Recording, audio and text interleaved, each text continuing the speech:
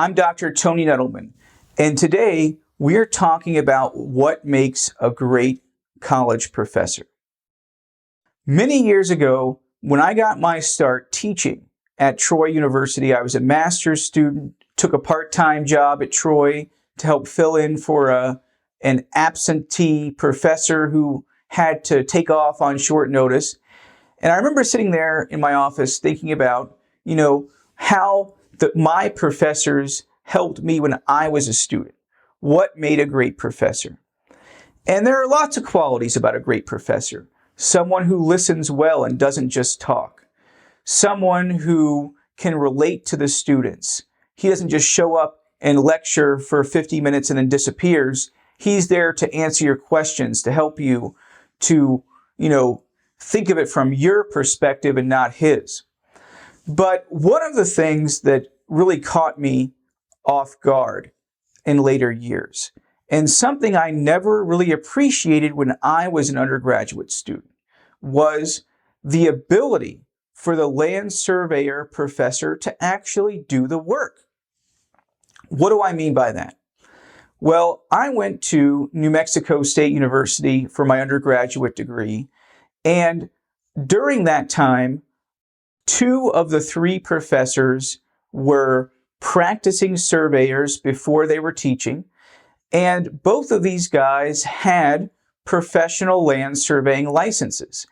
Now, I grew up around the land surveying profession, and everyone that was a family friend on my mother's side was a surveyor. These guys were in the field day after day, even though they were licensed and they were doing the work. Well, I just assumed when I went to college that it would be the same group of people. Surveyors who do the work, who are licensed, who are practical people. And that's basically what I got. They met my expectations of that. But in later years, when I became a professor, I looked around to my colleagues, and these were people teaching in a land surveying program that were not licensed, who had never authored a land survey in their life, and really had just come up through the academic ranks, undergraduate, master's, PhD. So they had the education in GIS or other types of surveying related topics, and they were teaching the next generation of land surveyors.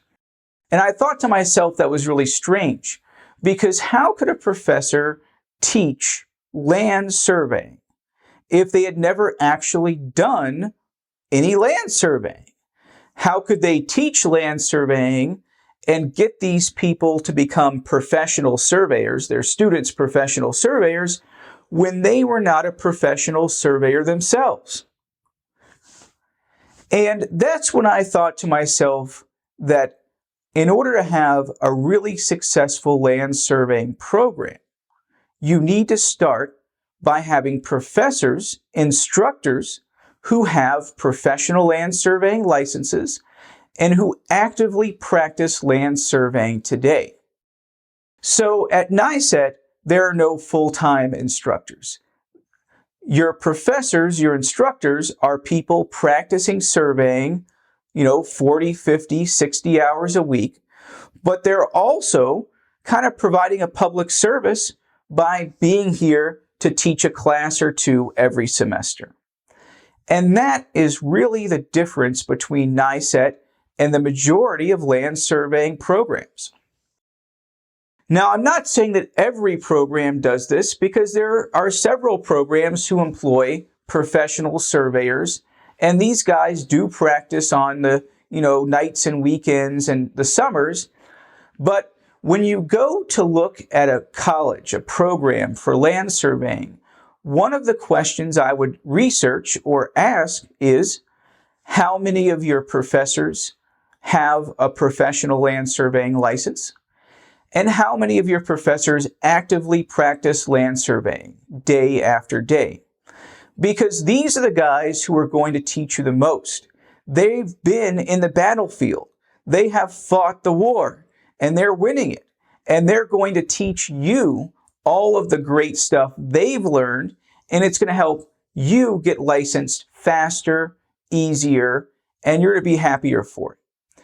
So, one great component of a land surveying program, in my humble opinion, is having PLSs teach future PLSs.